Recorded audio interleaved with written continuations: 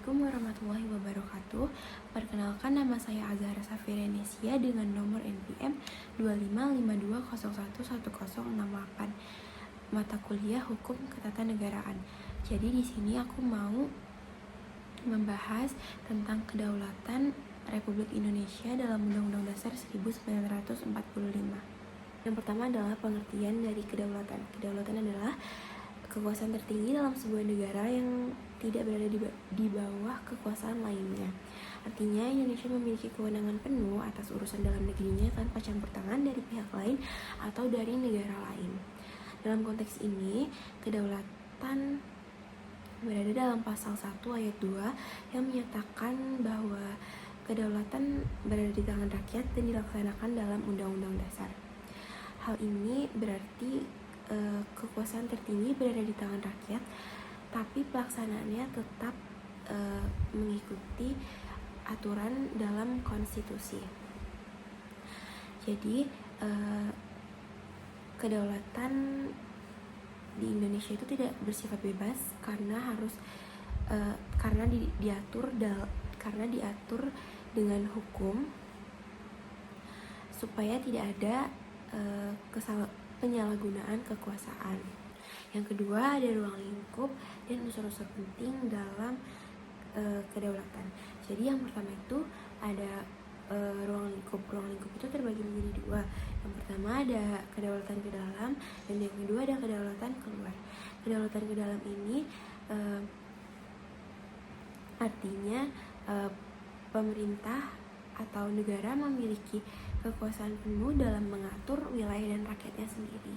Misalnya membuat undang-undang, menetapkan kebijakan, serta menjalankan pemerintahan. Sedangkan kedaulatan keluar itu negara bebas dari campur tangan negara lain serta memiliki kedudukan yang sama dalam hubungan internasional. Nah, yang kedua ini ada unsur-unsur penting dalam kedaulatan. Nah, unsur-unsur penting dalam kedaulatan ini terbagi menjadi 3. Yang pertama ada rakyat, yang kedua ada pemerintah, yang ketiga ada wilayah. Nah, mereka bertiga ini saling berkaitan satu sama lain, jadi kayak nggak bisa dipisah gitu, harus selalu bareng lah tiga-tiganya ini. Karena kalau misalkan ada salah satu yang nggak ada atau salah satu yang nggak ditetapin gitu, kedaulatan itu nggak bisa berjalan secara baik atau nggak bisa berjalan dengan baik. 3, ada kedaulatan negara. Jadi kedaulatan negara ini berarti pemegang kekuasaan tertinggi kedaulatan di negara itu tuh ada di tangan negara gitu. Nah, teori ini tuh dikemukakan oleh George Jelinek.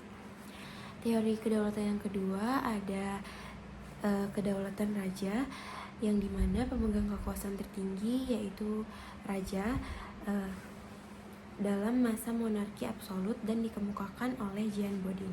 Juga ada kedaulatan negara. Jadi kedaulatan negara ini berarti pemegang kekuasaan tertinggi kedaulatan di negara itu tuh ada di tangan negara gitu. Nah, teori ini tuh dikemukakan oleh George Jelinek. Yang keempat ada kedaulatan di tangan rakyat. Berarti pemegang kekuasaan tertinggi kedaulatan ini ada di tangan rakyat. Dan teori ini dikemukakan oleh Jean Jacques. Yang kelima ada kedaulatan hukum, berarti pemegang kekuasaan tertinggi di sebuah negara itu dipegang oleh hukum. Dan teori ini dikemukakan oleh Hugo Crabb. Dalam konteks ini, Indonesia menganut kedaulatan berada di tangan rakyat sebagaimana ditegaskan dalam pasal 1 ayat 2 Undang-Undang Dasar 1945. Dan juga Indonesia adalah negara hukum, ditegaskan atau diatur dalam Undang-Undang Dasar 1945 pasal 1 ayat 3 yang menyatakan bahwa Indonesia adalah negara hukum. Artinya kedaulatan di Indonesia berdasarkan hukum, dan juga nilai ketuhanan tercermin dalam pembukaan Undang-Undang Dasar 1945 sebagai dasar moral di Indonesia. Jadi Indonesia tuh bukan cuma menganut kedaulatan rakyat, tapi juga menganut atau diatur juga sama hukum dan juga sama Tuhan gitu. Yang keempat, ada perubahan kedaulatan di Indonesia. Jika dilihat dari perkembangannya, pelaksanaan kedaulatan dari rakyat Indonesia dari waktu ke waktu mengalami perubahan. Yang keempat, ada perubahan kedaulatan di Indonesia. Jika dilihat dari perkembangannya, pelaksanaan kedaulatan dari rakyat Indonesia dari waktu ke waktu mengalami perubahan. Yang keempat, ada perkembangan kedaulatan di Indonesia. Jika dilihat dari perkembangannya, pelaksanaan kedaulatan rakyat di Indonesia mengalami perubahan dari waktu ke waktu. Pada masa sebelum reformasi, kekuasaan cenderung terpusat pada pemerintah, sehingga peran masyarakat dalam menentukan kebijakan negara masih terbatas. Kondisi ini menyebabkan kedaulatan rakyat belum sepenuhnya terwujud secara nyata. Namun, setelah reformasi, terjadi perubahan ke arah yang lebih demokratis. Misalnya, pemilu menjadi lebih terbuka dan kompetitif, masyarakat memiliki kebebasan yang lebih luas untuk menyampaikan pendapat, serta adanya pembagian kekuasaan antar lembaga negara. Selain itu juga, mulai diterapkan prinsip checks and balance untuk mencegah terjadinya penyalahgunaan kekuasaan. Meskipun demikian, dalam praktiknya masih terdapat tantangan rendahnya dalam partisipasi masyarakat dan terjadinya persaingan politik di Indonesia yang tidak sehat. Oleh karena itu, perkembangan kedaulatan rakyat di Indonesia masih harus terus diperbaiki atau masih harus terus diperkuat. Jadi, kesimpulan dari uraian telah aku jelasin tadi, itu dapat disimpulkan bahwa kedaulatan merupakan kekuasaan tertinggi dalam suatu negara yang menjadi dasar dalam penyelenggaraan pemerintahan. Dalam konteks Indonesia, kedaulatan berada di tangan rakyat yang diatur dalam pasal 1 ayat 2 Undang-Undang Dasar 1945, namun pelaksanaannya tetap harus sesuai dengan Undang-Undang Dasar. Selain itu, Indonesia juga merupakan negara hukum sehingga pelaksanaan kedaulatan tetap harus berdasarkan hukum yang berlaku. Jadi, kedaulatan di Indonesia tidak hanya menekankan pada rakyat sebagai pemegang kekuasaan, tetapi juga dibatasi oleh hukum agar tercipta sistem pemerintahan yang demokratis dan tertib.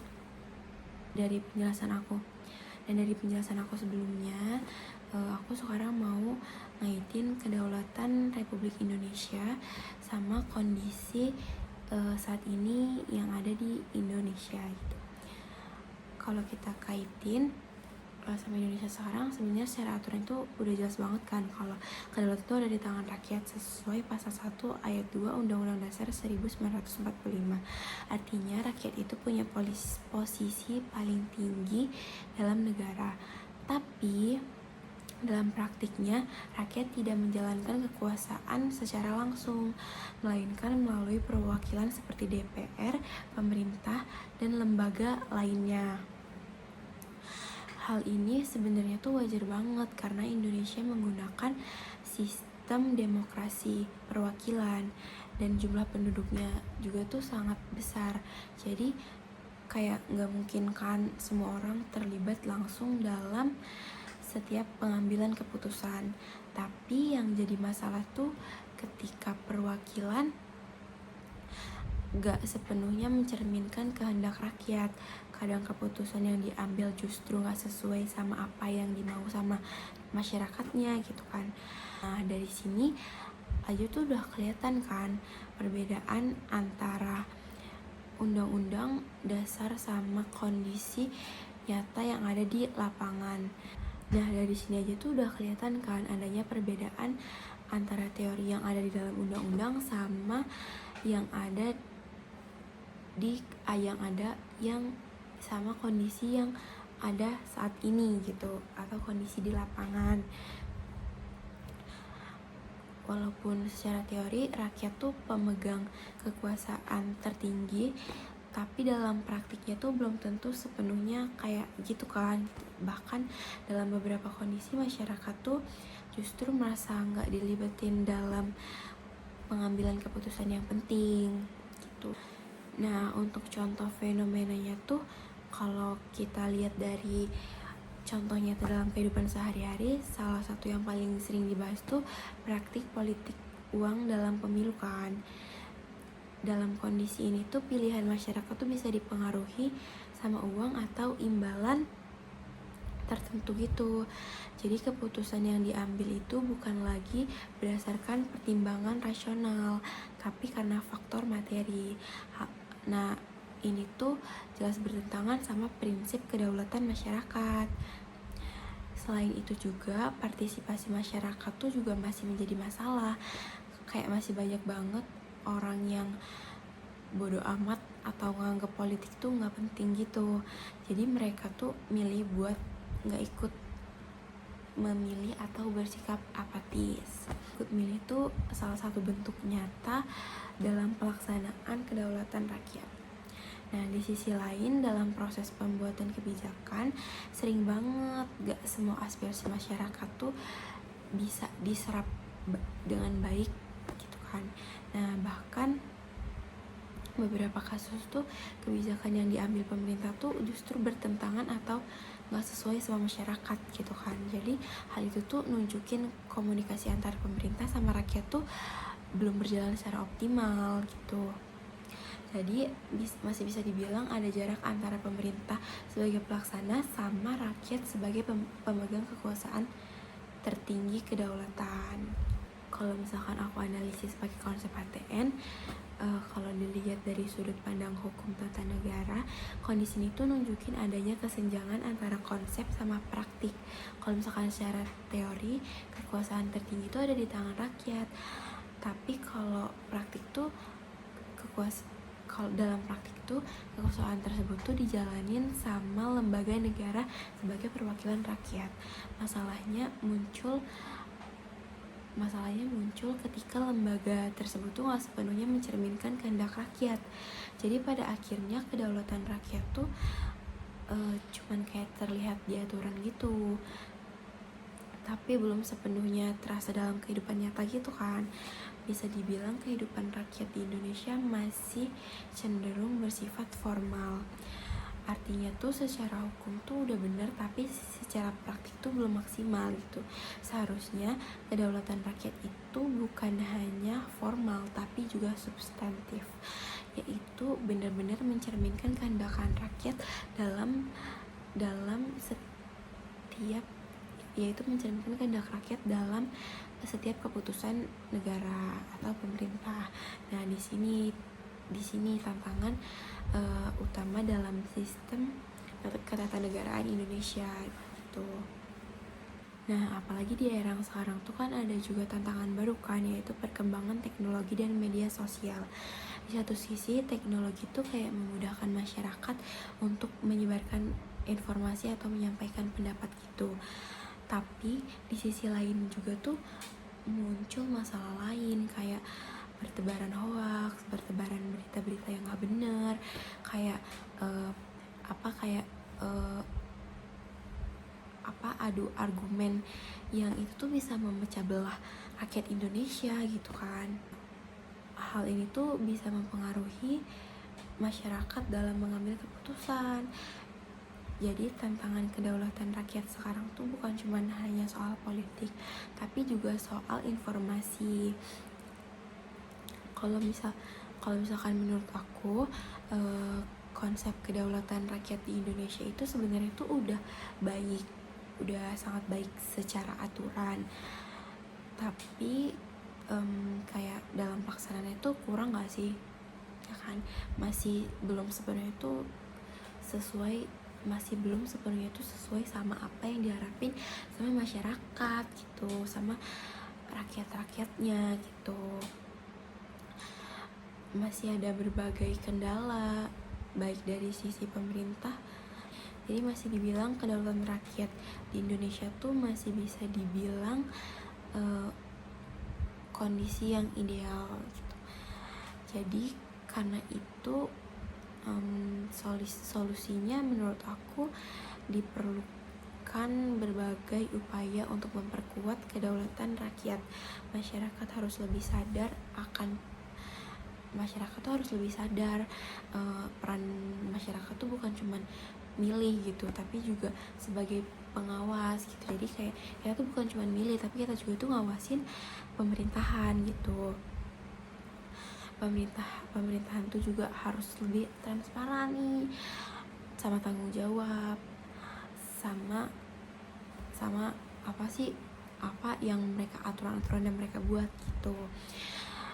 Selain itu juga menurut aku pendidikan tentang politik itu juga harus ditingkatin supaya masyarakat tuh lebih memahami pentingnya partisipasi gitu. Jadi dengan begitu kedaulatan rakyat tuh bukan cuma sebagai konsep di undang-undang dasar, tapi juga benar-benar bisa dirasain dalam kehidupan sehari-hari gitu.